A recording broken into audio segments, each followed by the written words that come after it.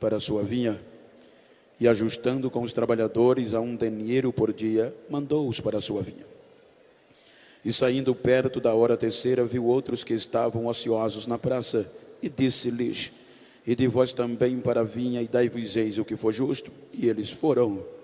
Saindo outra vez perto da hora sexta e nona, fez o mesmo. E saindo perto da hora 1ª, encontrou outros que estavam ociosos, e perguntou-lhes: por que estáis ociosos todo dia? Disseram-lhe eles: porque ninguém nos assalariou. Diz ele: ide vós também para a minha vinha, e dai-vos-eis o que for justo. Amém. Aqueles que puderem, tornem os vossos assentos, se assim for possível.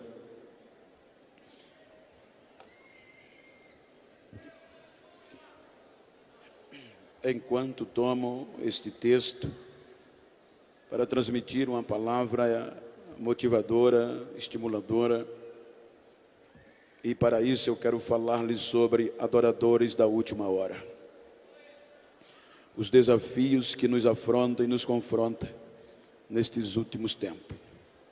Quando nós observamos o texto e o seu contexto, a Bíblia nos mostra que depois de uma recusa, de uma proposta recusada por um jovem denominado de jovem rico, então houve questionamentos dos discípulos para com Jesus.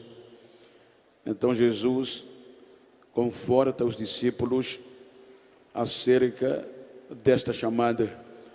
Então é quando Jesus registra Mateus, ele expressa alguns pormenores. Pormenores estes que os seus ouvintes sabiam do que eles estavam falando. Se nós observarmos, a economia, na sua maior parte da época, girava-se em torno da pecuária e da agricultura. Então, o que Jesus está mencionando, ele está tomando os 5 períodos de um dia, em um contexto de um calendário normal, para explicitar os desafios e a história que nos trouxe aqui. Se nós observarmos, vejam que ele menciona 5 horários, e nós sabemos que no contexto da época, o dia judaico era contado de 6 da manhã às 6 da tarde. Portanto, Jesus apresenta a princípio o horário da madrugada. Ele mostra aos seus discípulos que aqueles que deixaram pai, mãe, filho, mulher, esposo por amor a ele, nunca seriam decepcionados acerca das recompensas, porque um dos apóstolos perguntou ao Senhor: nós que deixamos tudo para te seguirmos, o que ganharemos?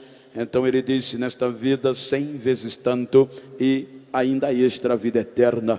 Então ele entra no contexto da história da igreja, na história da queda do homem e de adoradores que, quando achavam-se que não tinha mais jeito, eles permaneceram adorando através das gerações e através das dificuldades.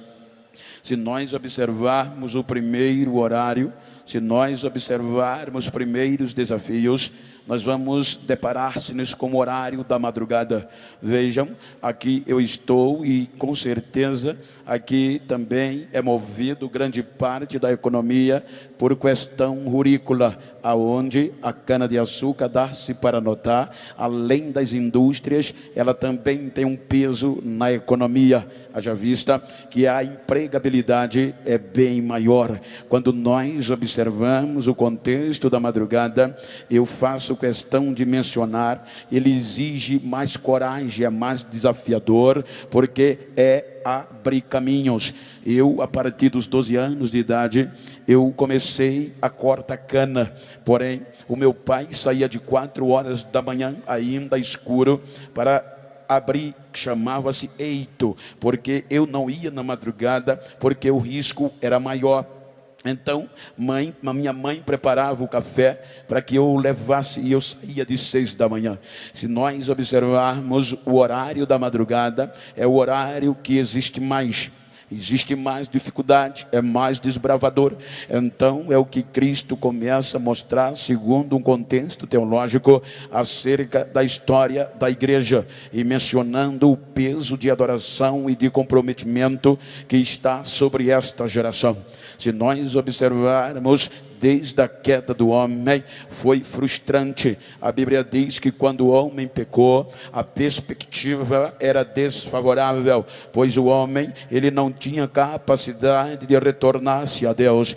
Quando nós observamos, ao passar do tempo, o homem expulso da presença de Deus, destituído da presença de Deus, sem perspectiva de adoração. O entanto é que quando o escritor aos Hebreus, ele faz menção do Velho Testamento, capítulo 11, ele estimula a sua geração, tomando exemplo do Antigo Testamento. Se nós observarmos o livro dos Hebreus, a partir do capítulo 11, ele está mencionando de homens e mulheres que por meio da fé adoraram a este Deus. Veja que no meio do caos, que tinha tudo para não adorar, ele menciona e faz uma relação. Ele diz que por meio desta fé, Caim ofereceu melhor, Abel ofereceu o melhor sacrifício do que Caim. Ele continua dizendo que por esta mesma fé, desde o horário remoto, alguém sempre estava adorando a Deus e andando com Deus. Ele diz que por esta mesma fé, Enoque também andou com Deus e foi transladado, porque Deus os transladou. Quando ele faz menção do Antigo Testamento, ele diz que Abraão, ele ouvindo, recebendo a proposta e a promessa e a chamada, mesmo sem saber para onde ia, ele acreditou e foi por meio da fé. Então ele diz que a própria Sara também acreditou na esperança de que Deus iria lhe dar um filho. Porém, ele diz que todos estes morreram sem ver a promessa, mas não desistiram, porque tinha esperança desta promessa maior,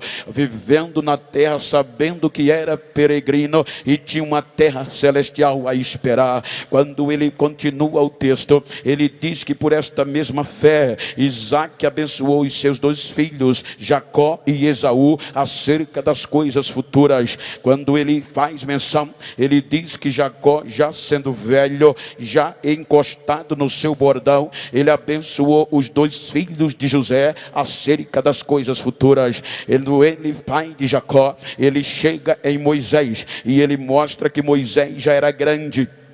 O texto diz, Moisés já grande, com livre-arbítrio, com poder de decisão, ele recusou, ele não quis ser chamado filho da filha de Faraó, a maior autoridade politicamente e economicamente da época, mas não quis. Ele antes preferiu ser maltratado com o povo de Deus do que gozar de um pouco do pecado. Ele recusou, ele preferiu o vitupério de Cristo do que os tesouros do Egito. Ele escritou os Hebreus, continua dizendo que por esta mesma fé, homens desbravaram o horário da madrugada em um contexto de decisão e de escolha. A escolha era de livre-arbítrio. Ele continua dizendo que depois de Moisés, ele diz que agora Raabe, a prostituta, não pereceu com o Jericó, mas porque escondeu os espias, Deus a conservou por meio da fé.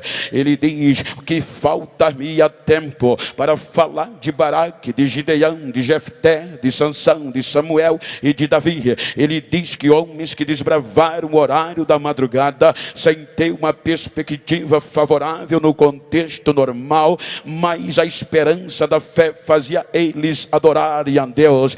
Veja que o contexto é tão tremendo que ele continua dizendo que estes homens, eles não tinham a facilidade que tem a nossa geração. Era homens que ele diz que na sua simplicidade, por meio da fé, adoravam a Deus independente das circunstâncias. Ele diz que estes homens, sendo simples, mas eles não abriam mão na batalha, eles enfrentavam e na batalha se esforçavam, da fraqueza tiravam força, homens que fechavam boca de leões e apagavam a força do fogo. Ele diz que por esta adoração, estes homens escapavam do fio da espada e ainda glorificavam a Deus. ele diz que por esta mesma adoração, estes homens não tinham apartamento na época dele, nem moravam em condomínio, mas mesmo assim, morando nas cavernas, nos buracos da terra, eles não paravam de adorar a Deus por meio da fé. Eles não tinham sapato luxuoso, ele não usava terno da Tommy nem da Ralph Lauren, era vestido de pele de carneiro e de ovelha. E ele diz: muitos deles foram esbufeteados, cerrados pelo meio, maltratados e folados vivos, mas não desistiam. Eram homens que adoravam, que ele diz que o mundo não era digno desses homens pisando na terra. Olha o que é que ele diz. Ele diz que estes homens, por meio da fé, esta geração da madrugada, mesmo assim, ela não desistiu de adorar, e pela fé eles alcançaram bom testemunho diante de Deus. Portanto, o texto diz que os trabalhadores da madrugada, a geração da madrugada, mesmo alcançando bom testemunho diante de Deus, ainda não entraram na promessa. Por quê, pastor? Porque o próprio Deus não permitiu que eles entrassem sem a gente, sem uma geração futura, porque Deus tinha coisa maior e melhores para a nossa geração. Então os trabalhadores da madrugada, veja que o último trabalhador da madrugada se chama Malaquias, na base do Antigo Testamento, e Malaquias termina a profecia dele anunciando que o sol ia nascer, viria dias de ajuste e de conserto. Olha o que é que ele diz no capítulo 4: o dia do Senhor virá, e ele virá terrivelmente. Ele virá como um fogo devorador. Que todo que comete a soberba e a iniquidade será queimado feito palha. Ele virá como lavandeiro, ele limpará toda a imundícia e deixará tudo limpo. Mas ele diz: mas para vós que temei o meu nome, nascerá o sol da justiça, e ele vem trazendo salvação debaixo das suas asas. Termina o horário da madrugada. Acharam que Deus tinha desistido do ser humano. O sistema era cruel, era esse sistema. Agora entra 400 anos sem Deus falar, alguma coisa. Nesses 400 anos, sem Deus se manifestar a Israel. Então agora acontece coisas extraordinárias. Deus no silêncio continua trabalhando, aproveitando para o sol nascer. Então a Bíblia diz, e a história enriquece, que neste período de silêncio intestamentário de 400 anos, a coisa mudou no mundo antigo. O Império Grego Macedônio, liderado por Alexandre o Grande, ele helenizou todo o mundo antigo. Haja vista que Alexandre foi um grande conquistador, e como agora o grego, a língua principal de todo mundo. Mas agora Deus trabalha no berço cultural através de Alexandre o Grande. Quando Alexandre o Grande heleniza todo aquele mundo com a língua grega, então vem o Império Romano, o mais forte império que já existiu. O Império Romano subjuga o Império Grego Macedônio no momento do silêncio entre a madrugada e o nascer do sol. Porém, agora os romanos subjugam o Grego Macedônio e liberta das guerras, porque as guerras eram constantes, e por meio da Pax Romana a paz estabeleceu. Quando a paz reinava, quando o mundo estava calmo, agora acontece algo surpreendente. O dono da vinha sai à terceira hora, o horário de 6 às 9 da manhã, e quem é que aparece? Agora Deus resolve começar o reconhecimento. A Bíblia diz que apareceu no YouTube um certo pregador, apareceu no Facebook um certo pregador. Não, a Bíblia diz que apareceu no deserto da Judeia João Batista pregando o evangelho de arrependimento. João Batista entra dizendo: arrependei-vos e creide no evangelho, porque o machado já está posto à raiz da árvore. Aqueles que não produzirem frutos dignos de arrependimentos serão cortados e jogados no fogo. João Batista entra no anonimato, e é nesta última hora, quem crê comigo que Deus não depende de modernidade, de YouTube, de Facebook, quem crê comigo que Deus ainda levanta uma geração no meio do deserto para fazer a diferença. Então João Batista entra. Imagina se fosse Genival Bento, eu queria começar dentro dentro de Jerusalém, que era o centro religioso. Eu queria começar num contexto favorável da Judeia. Agora João Batista começa no deserto. Amados, a unção é quem faz a diferença. Ora, João Batista pregava no deserto, descalço, o sandália era de couro, não tinha sapato brilhoso, o terno era raquinho, era feito de pele de animal, um cinto de ouro. Ele pregava com tanta autoridade que agora ele impacta o palácio, o sistema. Então, dentro deste contexto, as pessoas eram quem saía de Jerusalém por causa de um adorador que estava pregando no deserto. A adoração a Deus faz isso, ela faz a comunidade sair da cidade para ir para o deserto. E quando as pessoas chegavam no deserto, já chegavam clamando. Aí ele gritava: raça de víbora,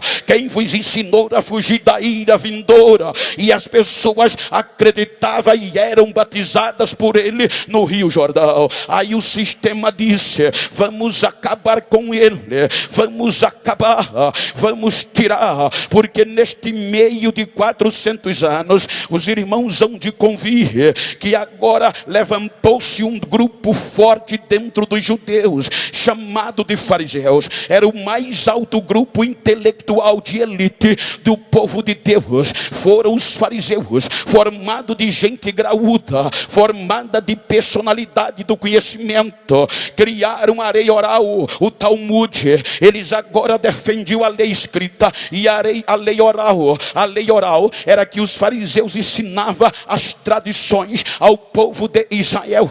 O que eu acho lindo é que a história diz que agora cada mestre deste tinha um talmidim. O que é um talmidim? Um discípulo. Diz a história que em todo Israel a criança começava a estudar com 6 anos de idade acerca da lei de Deus. Era a escola primária. Então durante 4 anos a criança era catequizada acerca dos 5 livros de Moisés, a Torá, o Pentateuco. Quando completava 10 anos, a criança já tinha decorada os 5 livros da lei.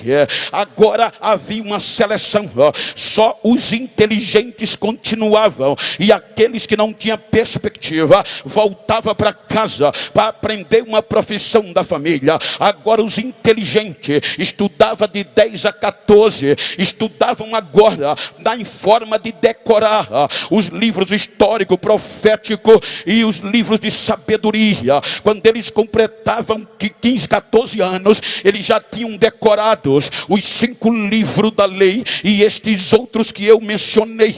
Aí havia outra seleção, do 14 aos 15, era aqui que chamava os talmudins, porque agora cada líder, cada rabi dos fariseus tinha um grupo de talmidim, de discípulos, de seguidores. Havia um dito em Israel que as pessoas diziam para os talmudins, para os pequenos discípulos: vocês têm que se cobrir com a poeira dos pés dos vossos discípulos, do vosso rabi, do vosso mestre. Isso implica dizer, cada talmudim tinha que olhar o que o seu mestre fazia, dizia e o que ele se comportava, não para fazer o que eles faziam, mas para ser um deles. Então foi neste contexto que agora João Batista é preso, o ignorante, ele é preso e o rei decapita ele. Agora vem Jesus. A Bíblia diz que neste horário da 3ª hora, em uma linhagem cronológica dos acontecimentos,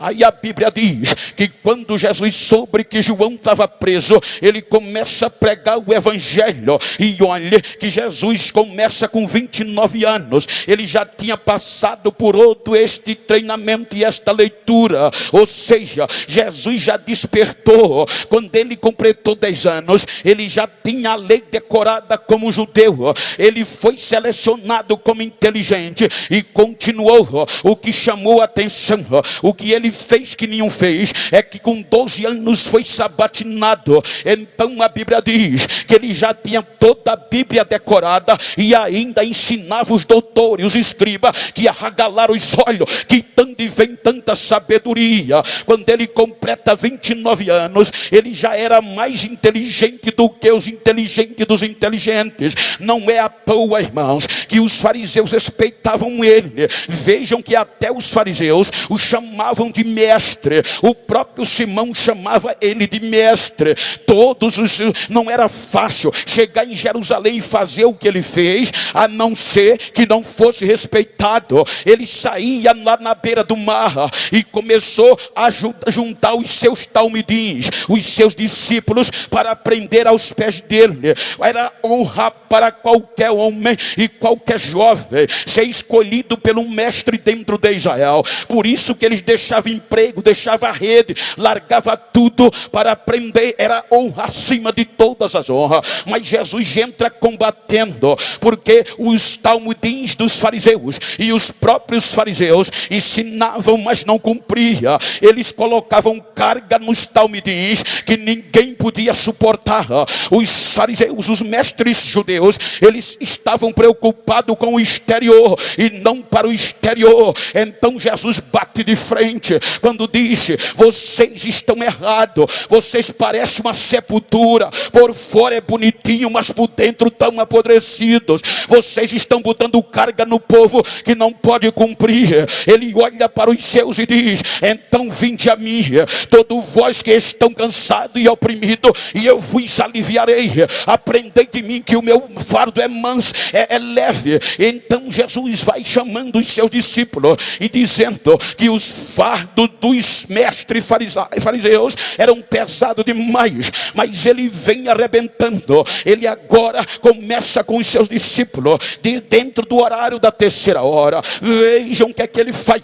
Ele impacta o sistema. O sistema era corrompido, o sistema era interesseiro, o sistema tinha conflito de interesses. Aí Jesus chega pregando e cumprindo o que ninguém tinha cumprido. O sistema dizia: tem que ir visitar o leprosário, mas eles não iam. Tem que ajudar o enfermo, mas eles viravam as costas. Veja a parábola do bom samaritano. Eram os sacerdotes, eram os mestres que passavam de longe. Só que Jesus agora, como mestre, ensinava os seus talmidins, os seus discípulos, de forma diferente. Ele chegava para ensinar. Ele não só pregava no santuário, ele chegava na beira do tanque, aonde só tinha doente, e começava a pregar, começava a falar. E quando ia terminando, olhava para o enfermo e dizia: queres ser curado hoje? O caba dizia: quero. Levanta, vai para casa, pega a tua cama, se manda daqui, seja curado. Quando ele ia para o leprosário,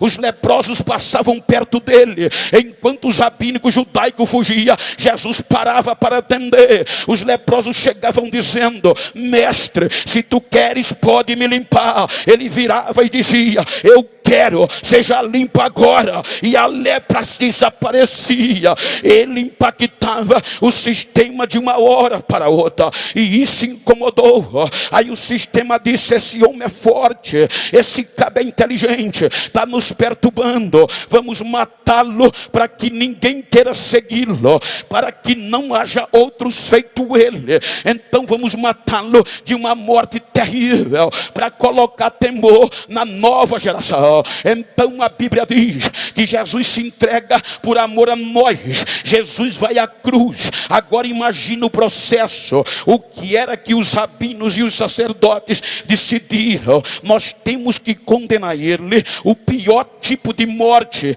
Para quê? Para que não haja ninguém depois dele, para que todos desistam. Então Jesus vai ser julgado à noite, quando ele já era errado, já era contra a lei julgá-lo à noite. E se ele tinha direito direito à defesa, mas nem isso deram a ele. Até meia-noite não encontraram condição de condená-lo à morte de cruz. Então veio as alegações, perguntaram a ele: você é filho de Deus? Ele disse: eu sou. Aí o sacerdote disse: blasfemou, esse é culpado. Aí na madrugada ele vai ser julgado na casa de Caifás, o sacerdote em exercício. Quando ele está sendo julgado, aí o sacerdote comete uma corrupção, se torna um corruptor. O que é que ele faz?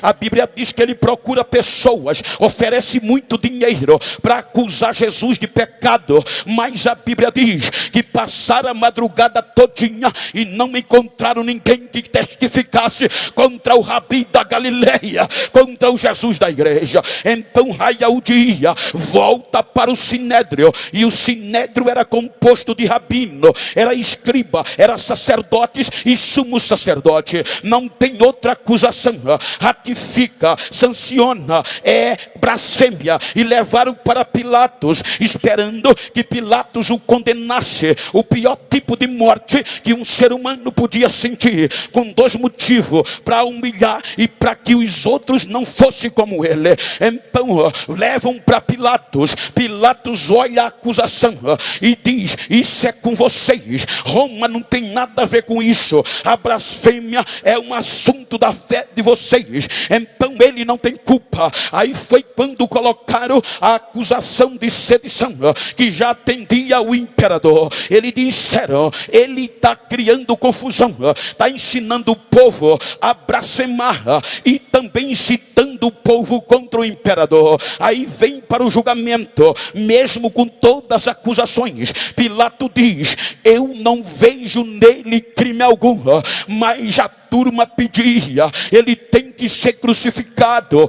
Qual era o mais principal objetivo? Para os discípulos desanimar e não querer ser igual a ele. Então condenam Jesus. É aqui que dói o meu coração, é aqui que as lágrimas caem, não tem como cair. Diz a história, a Bíblia fala em Deuteronômio, se Jesus foi condenado na ótica judaica, pela lei judaica, o Deuteronômio diz o seguinte: se ele fosse condenado, ou qualquer um em contenda, teria que ser levado e colocado aos pés do juiz, e quando chegasse ao pé do juiz, então era para dar 40 chicotadas até o sangue correr. Mas eles, com medo de passar, porque a lei dizia: não pode passar de 40 para não enfraquecer o teu irmão, eles tiravam uma e dava 39. Se Jesus foi condenado à cruz pela ótica judaica, ele levou 39 chicotadas, e a história diz que cada chicote romano tinha 12 pernas, em cada perna ossos de carneiro secos e pontiagudo. Isso implica dizer que se foram 39, você multiplica 39 vezes 12, dá mais de 400 feridas no corpo de Jesus. Só em cada chicotada era 12. E se foi condenado pela lei romana, a lei dizia: se for condenado à cruz, é 5 quarentenas, ou seja, 40 vezes 5, 200 chicotadas menos uma, dava 195, ou seja, 195 chicotadas dilacerou o corpo de Jesus. É aqui que Isaías diz: ele foi moído, arrebentaram com ele, olhando nós para ele, nenhuma beleza víamos para que o desejássemos, mas foi pelas suas feridas que a nova geração foi sarada, foi pelas suas feridas que a gente está aqui. Quem pode levantar a mão e dizer: eu não vou parar de adorar?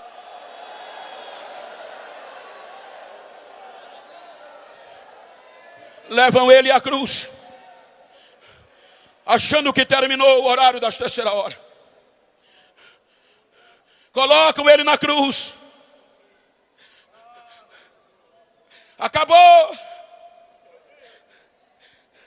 Com este tipo de morte, ninguém vai querer ser como ele foi. Os seus dalmudins, os seus discípulos vão desistir. Só que eles não sabiam, tinham medo. Que Jesus dizia a eles: vocês vão me matar, eu vou me entregar, mas no terceiro dia eu vou voltar.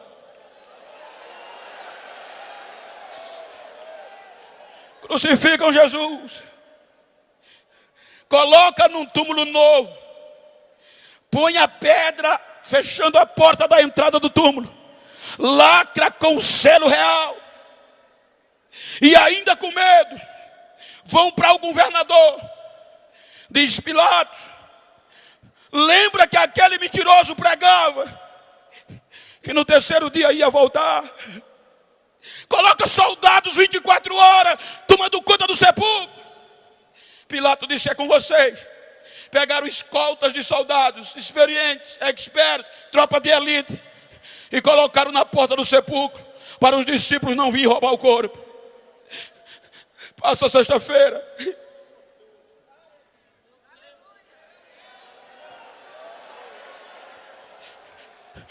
e os seus talmudins, os seus discípulos, desanimados, o sistema dizia: eles vão desistir. E eles diziam: pensávamos que era ele, que fosse redimir Israel. Chega o sábado, vou pescar.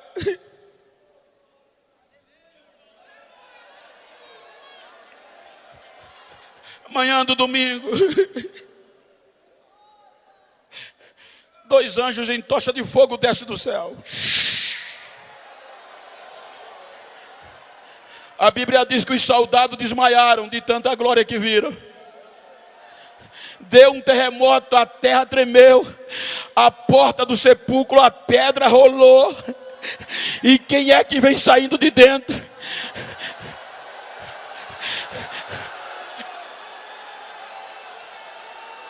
O pregador voltou, o mestre voltou. Aí Maria já ia embalsamar. Quando Maria viu aquilo, gritou: Raboni, meu mestre, Raboni, sou eu mesmo. Ele está vivo, ele já voltou, ele ressuscitou, ele ressuscitou.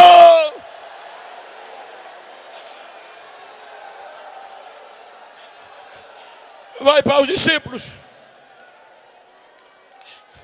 e diz: todo o poder foi me dado no céu e na terra. Vão, façam discípulos de todas as nações, e eu estarei convosco todos os dias, até a consumação dos séculos. Eu estou com vocês. Ele sobe aos céus. É por isso que me pergunta: por que tu chora tanto, Bento? Olha o que eu vou dizer. Por que é que eu choro? Jesus vai aos céus e deixa trancado, com medo da represária, os seus talmidins. Enquanto os rabinos, os fariseus, os seus discípulos, os seus rabinos, os seus talmudins, eram luz inteligente dos inteligentes. Agora Jesus, como um rabi, quem ele deixa? Ex-pescador, ex-prostituta, ex-leproso, só quem ninguém dava nada. A cidade estava cheia de 50 dias depois. Quem é que está lá dentro? Olhe com todo respeito, estude. Mas olha o que é que o poder da adoração faz. A Bíblia diz, se você ler Atos capítulo 2, excelência, só em Jerusalém tinha cerca de 17 idiomas diferentes, de nações diferentes. E lá no cenáculo, a Bíblia chama de idouto, iletrado, não totalmente analfabeto. Por quê? Porque eles começavam a decorar a lei logo cedo, mas iletrados. Quando, de repente, eles tremendo lá dentro, aí desce lá de cima, a Bíblia diz que o dono da vinha saiu de novo procurar trabalhadores. Das 9 às 3 horas da tarde. Aí vem contratar. Aí a Bíblia diz que o Espírito Santo entra. Aí aquele grupo de semi-analfabeto começa a falar línguas dos países que estavam lá dentro.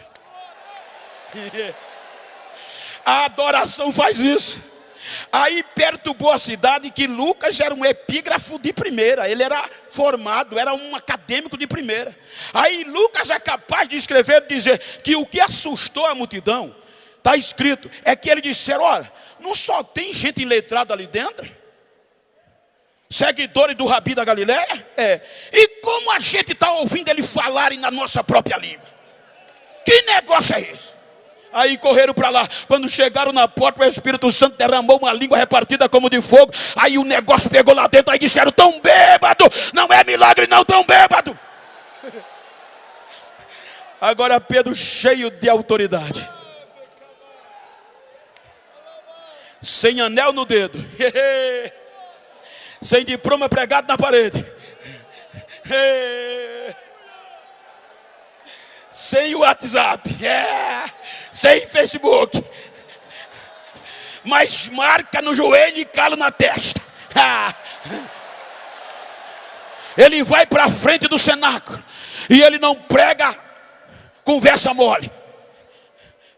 Um dos perigos da nossa geração é que a gente está ouvindo muita psicologia e muita psiquiatria nos nossos púlpitos.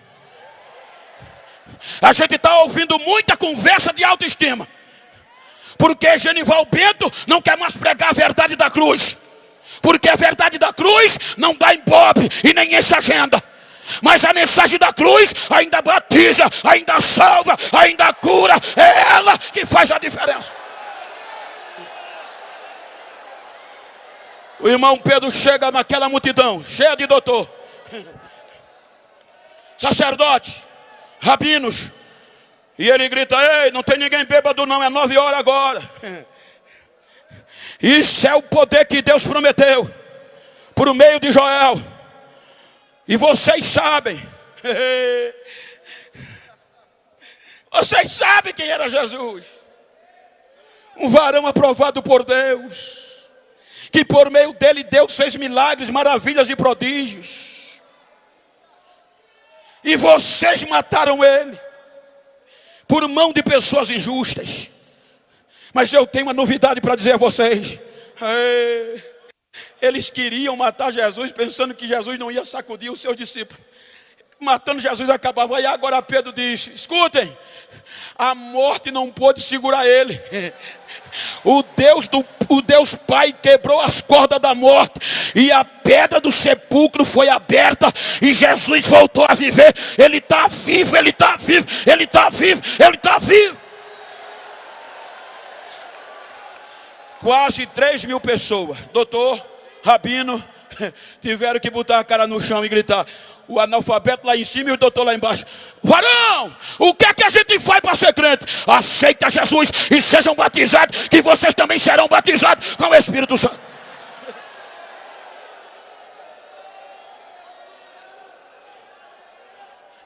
A segunda pregação é linda. Não precisou palavras. Há um contexto que diz que nós determinamos ser por aquilo que a gente faz. Agostinho, o grande teólogo, chamou os seus discípulos, seminaristas, e disse: amanhã a gente vai fazer uma grande pregação. E eles se prepararam a noite toda. No outro dia foram prontos para pregar. Entraram na cidade e saíram em silêncio. Aí disseram: mestre, por que a gente não pregou? Hoje vocês fizeram a maior pregação que vocês podem fazer na vida, o testemunho de vocês. Hoje a gente está indo muito na onda de YouTube.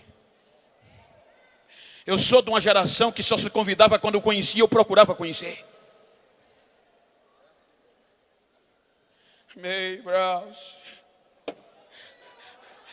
Agora, cheios de Deus, já vem 2 iletrados, ainda fedendo peixe.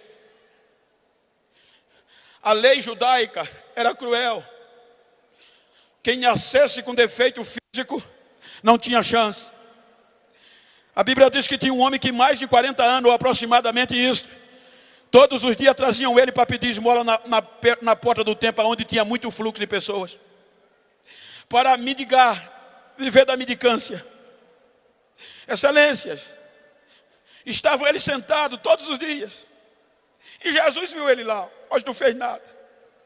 Deixou para mostrar aos seus discípulos o que eles eram capazes de fazer. Aí lá vem Pedro e João. Aquele mendigo, aquele coxo, todo dia via o povo passar, olhava lá para dentro, só ouvia o barulho de adoração, mas não podia adorar, que a lei não deixava. Aí lá vem o irmão Pedro e o irmão João. Quando ele chega perto, o coxo fala: normal, prática, dai-me uma esmola. Pedro dá uma paradinha e diz: o que eu tenho, não tenho prata nem ouro, estamos liso. Essa prata e ouro era moeda, não tomo não, nem cachê teve. Mas o que eu tenho eu te dou em nome de Jesus o Nazareno. Levanta e anda. O homem se assustou: em nome de Jesus, levanta e anda. Aí o coxo deu um pulo, esqueceu a bacia, esqueceu as moedas, olhou para o santuário e começou a adorar. A Bíblia diz que ele fez carreira, adorando, cantando e dizendo: agora eu vou entrar, agora eu entro, agora eu entro, agora eu entro. E adorou ao Senhor.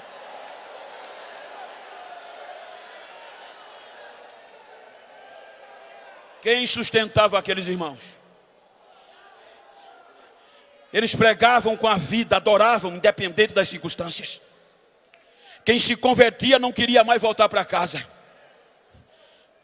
esperando Jesus voltar. A história diz, excelência, que o arrebatamento era tão vivido que os irmãos adoravam dia e noite.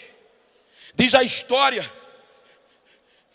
que havia um edito por parte de César, que todos os residentes da sua jurisdição tinha que reverenciá-lo.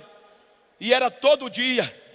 Me ajuda aqui, Samuel, só para vocês terem uma ideia. Me ajuda aqui, Oséias. A história diz que independente de qualquer coisa, quando alguém na jurisdição de César encontrava o outro, tinha que reverenciar César no grego, que era o que predominava, dizendo Sekirion, que no grego quer dizer César é o Senhor. O outro dizia Sekirion, César é o Senhor, e passavam pelo outro. Agora o fogo caindo. A Bíblia diz que os crentes não precisavam andar atrás de milagres, porque eram os milagres que andavam atrás do crente, seguindo. E quem segue vem atrás. Os milagres seguiam aqueles que acreditavam. Fica aí. Agora o fogo caindo, Jesus salvando todo dia e batizando com o Espírito Santo.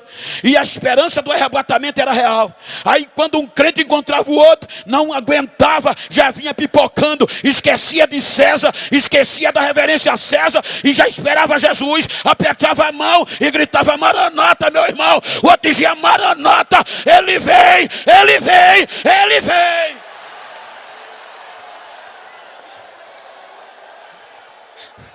Ninguém sustentava. Obrigado, Zé. Ninguém sustentava. Esses trabalhadores, adoradores do meio-dia, quando o sol é mais quente. Eu vou dizer o que vocês já ouviram. Eu estou pregando para uma nova geração.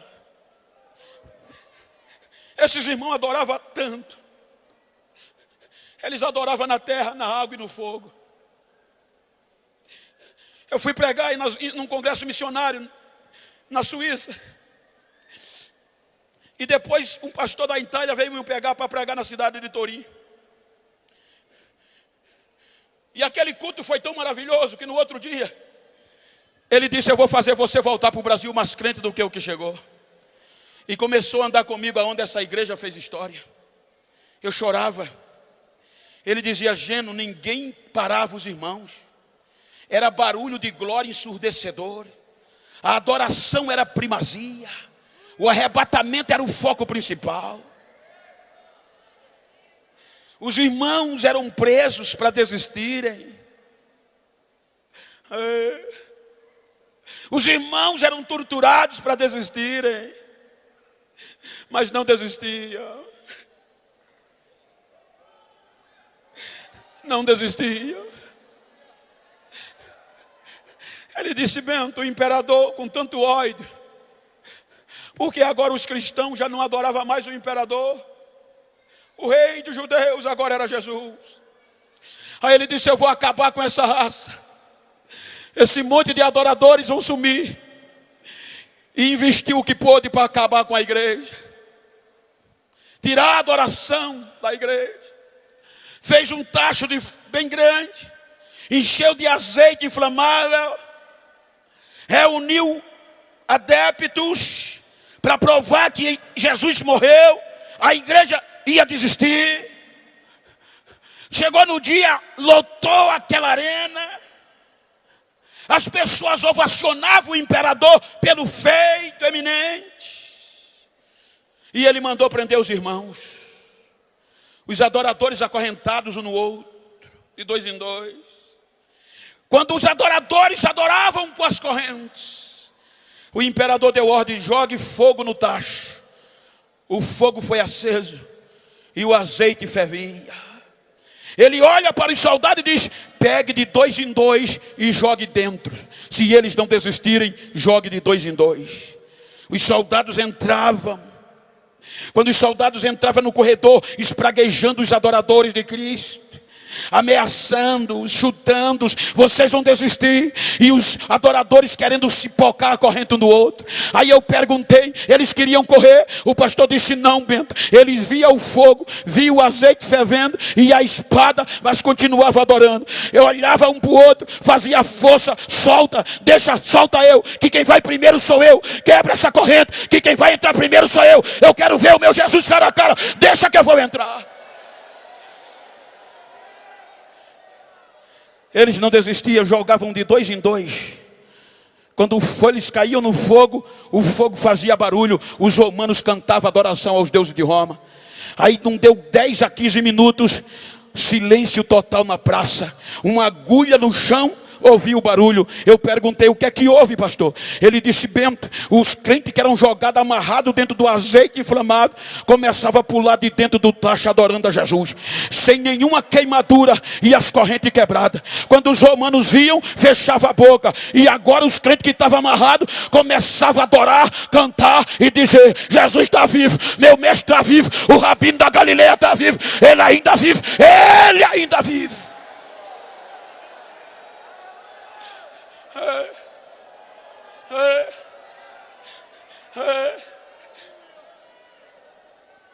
Eles não desistiam.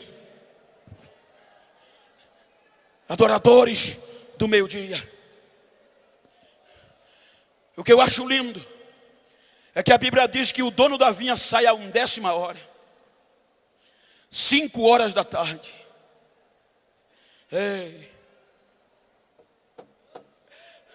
Pode olhar que os 4 primeiros horários era comum o dono da vinha sair com um contrato na mão. Pode olhar que ele ia com o contrato. O maior preço foi o que ele mesmo pagou por seu filho. Mas 5 horas da tarde, nenhum empreendedor contratava ninguém. Porque eles só iam para a praça para o resumo final. Porque contratar uma pessoa faltando 1 hora, o encargo era o mesmo de quem começou. Veja que esse grupo é o único que é questionado, o da última hora. Quando ele chega na praça, ele pergunta: por que vocês ainda estão aqui, desocupados 5 horas da tarde? Sabe o que é que aquele grupo diz? Ninguém acreditou em nós. Nós não temos merecimentos para trabalhar na vinha de ninguém. Olha a coragem do dono da vinha. Ele diz: vão vocês também para a minha vinha, e eu darei a vocês o que for justo.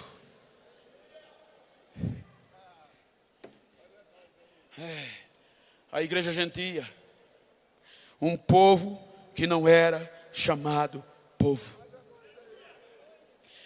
Já viu um trabalhador da última hora já hoje? Já viu um adorador da última hora já hoje? Dá uma olhadinha para a tua direita. Olha para a tua esquerda.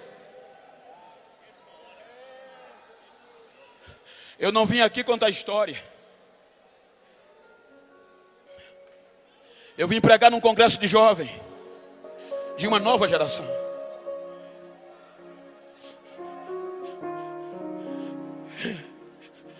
Eu não vim aqui preocupado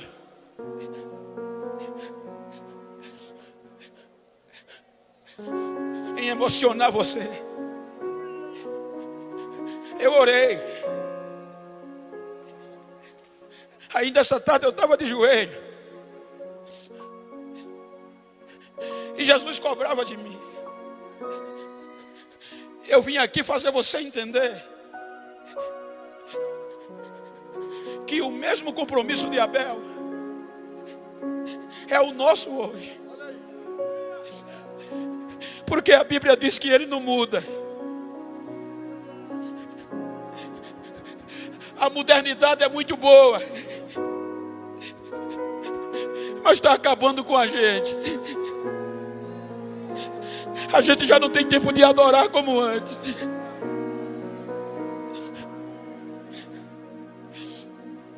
Uma das maiores preocupações dos sociólogos e psicólogos é que a nova geração, baixa mais o teclado, é que a nova geração não está sabendo administrar as informações. Augusto Cury registra uma colocação de Marco Polo,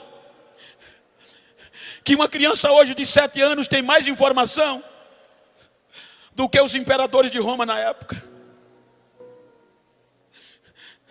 Uma criança de 9 anos tem mais informações do que os pensadores gregos como Platão e Sócrates. A preocupação é que aqueles homens, sem ter o que a gente tem hoje, eles tinham ideias criativas. Há psicólogos que dizem que a dependência das redes sociais é tão forte que é melhor o pai abster o filho do almoço e do jantar. Ele vai sentir menos falta do que tirar ele das redes sociais. Eu parabenizo a cantora pelo que ela pediu para os irmãos fazer. Viram quantos celulares tem nos nossos cultos? Uma geração passada não tinha isso. Não era o celular que brilhava, era o rosto dos crentes.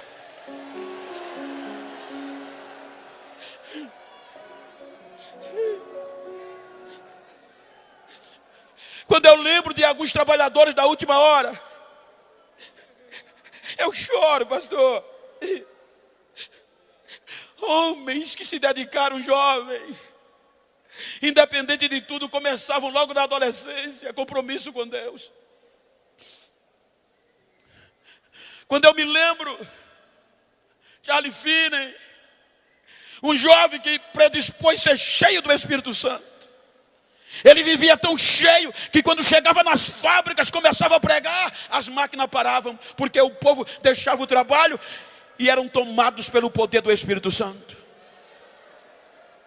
Quando eu me lembro de Spurgeon, o jovem que pregava um sermão e passava 3 dias deitado, sem poder levantar, porque o joelho inchava, o calcanhar inchava por conta da gota úrica, e ele não parava. Assim que desinchava, voltava para o púlpito de novo. O que fazia esses jovens não pararem? Quando eu me lembro de D.L. Moody, o jovem pobre, consertava sapato para ajudar nas despesas da casa. Um certo dia ele ouviu a mensagem: quem quer ser um adorador? E um pregador de alma, salvo engano, de Spurgeon. E ele disse: eu vou para frente. E foi para frente. E disse: Senhor, todos os dias eu vou ganhar uma alma para o Senhor. Um jovem trabalhava consertando sapato, e todos os dias ele ganhava uma alma para Jesus. No final da semana, pegava cada um e levava para a escola bíblica. Diz a biografia que em poucos meses a escola bíblica se tornou a maior escola da cidade. Chegou um dia que ele não orou por ninguém, e ele não se conformou. Ele vai para a rua, senta no meio-fio e começa a chorar, porque não ganhou uma alma para Jesus. Aí a polícia vem com 4 soldados, encontra ele e filho, o que é que você está chorando? Eu prometi ao meu Senhor que todos os dias ganhar uma alma para ele, e hoje ainda não orei. Em lágrimas. O soldado deu um tapinha nas costas e disse: não precisa chorar, vá para casa, amanhã você ora. Mas ele continuou chorando. A patrulha saiu, fez o primeiro quarteirão, o segundo quarteirão. Quando chegou no segundo quarteirão, os soldados começaram a chorar dentro do carro. O que é que está acontecendo? Foi depois que a gente encontrou aquele jovem. Aí os 4 começaram a chorar. Volta lá, volta lá. Quando voltaram, Mudo ainda estava sentado chorando. Eles já desceram do carro gritando: para de chorar, para de chorar. A gente quer aceitar o teu Jesus como Salvador da nossa alma.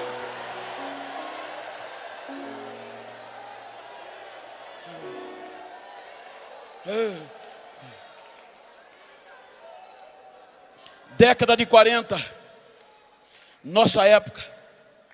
Um grupo de jovens seminaristas norte-americanos saíram dos Estados Unidos para a Inglaterra para uma visita de seminário. Chegaram na casa de John Wesley, o homem que sacudiu a Inglaterra pelo poder de Deus. O Cicerone começou a guiar aqueles estudantes jovens e entrou na casa de John Wesley. Aí o Cicerone dizia: aqui era a sala da casa, aqui era o quarto onde ele dormia, aqui era a escrivania onde ele fazia os seus sermões.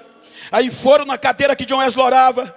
Quando chegaram lá, aí disseram: essa aqui era a cadeira que ele orava. Olha a marca de joelho dele no chão. Terminou, saíram. Cada um foi visitando coisa. No final do dia, o grupo se reuniu para pegar o ônibus para voltar para casa. Quando fez a contagem de reconhecimento, faltava um jovem. Falta um. Vamos procurar. Aí o Cicerone saiu procurando com um grupo de jovens por aquele jovem que ninguém achava. Aí lembraram da casa de John Wesley e entraram na casa de John Wesley. Foram na escrivania, tinha ninguém. Foram no quarto, não tinha ninguém. Quando chegaram na cadeirinha que John Wesley orava, tinha um jovem lá em lágrimas e em grito, chorando e adorando e dizendo: Deus, tu usou John Wesley para sacudir esta geração. Senhor, eu estou aqui disposto. Usa-me e faz de novo. Faz de novo, Deus. Enquanto ele orava, aí o mestre chegou no ombro dele e disse: Billy Graham, meu filho, levante. O nosso ônibus está indo embora. Quem é Billy Graham? Quem foi Billy Graham? Um dos maiores ganhadores de alma da nossa época. O homem que, segundo a história, recusou um convite para ser candidato do Partido Republicano dos Estados Unidos, ser candidato à presidência dos Estados Unidos. Não entenderam e perguntaram a ele: pastor Billy Graham, por que o senhor não quer? Ele disse: porque ser presidente dos Estados Unidos não está à altura de ser um adorador de Deus, não está à altura de pregar o evangelho de Deus. Você pode bater no peito no século 21 e dizer: Senhor, diga comigo, Senhor. Agora diga voluntário, bata no peito e diga a você mesmo: mas está fraco. Eu estou aqui. Faz de novo.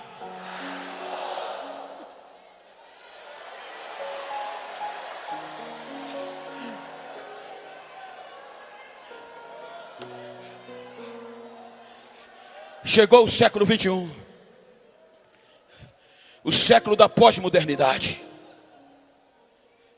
O século da facilidade.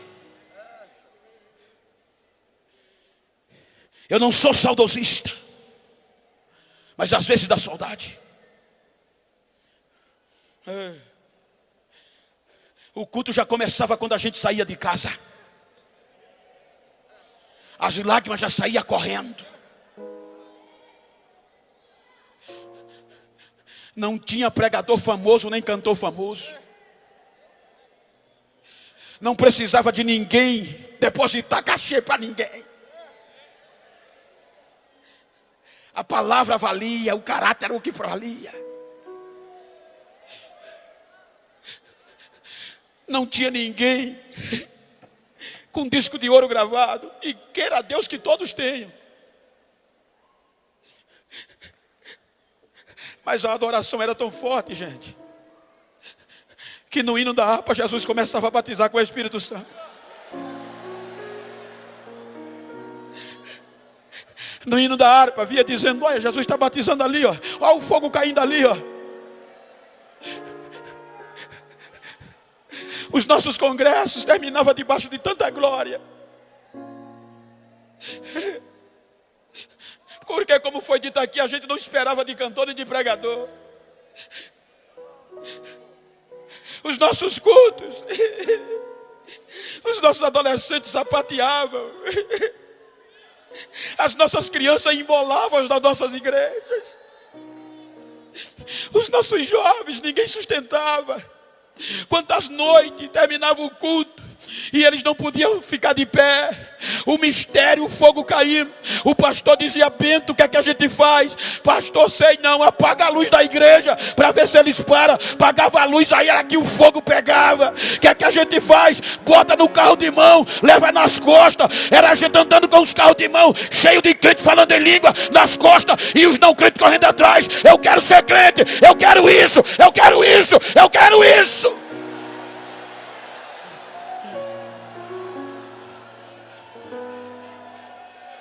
Hoje é feio.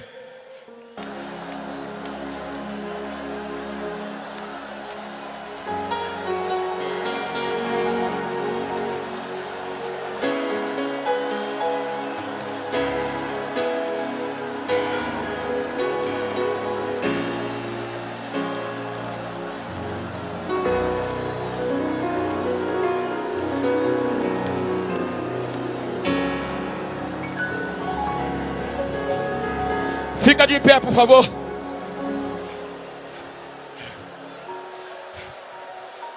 Ei, Gaios.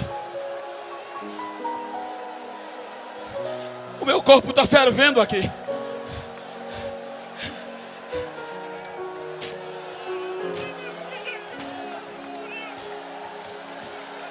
Quem tem língua estranha, fala em língua estranha. Quem não tem, da glória, dá aleluia. Quem não é batizado, recebe agora variedade de língua. Em nome de Jesus, recebe batismo com o Espírito Santo agora. Aonde você está, abre a tua boca e começa a falar novas línguas. Recebe agora.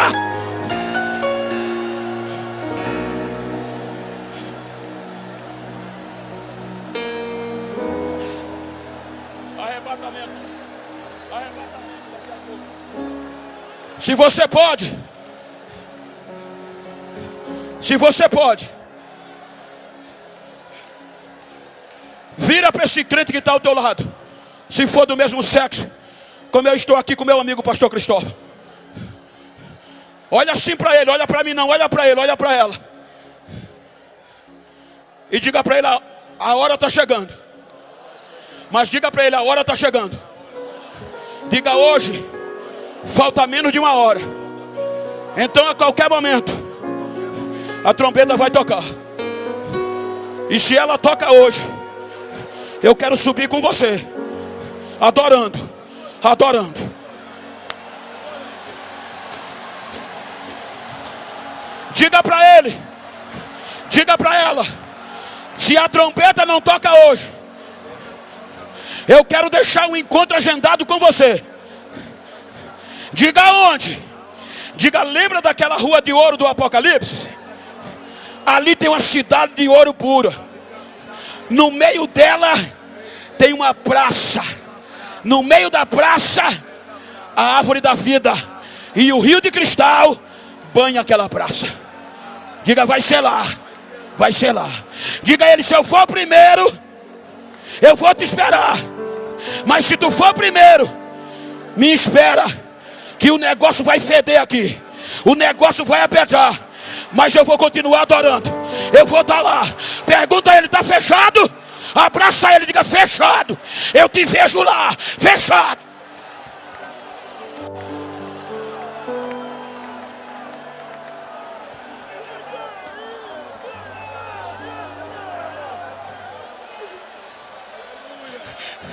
Adoradores, adoradores, é uma questão de escolha. Adoradores, é uma questão de escolha. Deixa eu ouvir o barulho do adorador. Deixa eu ouvir o barulho dos adoradores. Deixa eu ouvir. Quem tem línguas estranhas fala. Quem não tem recebe agora.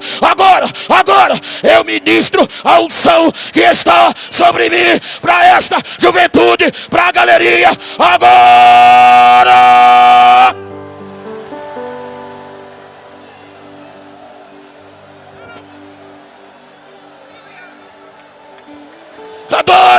Adora!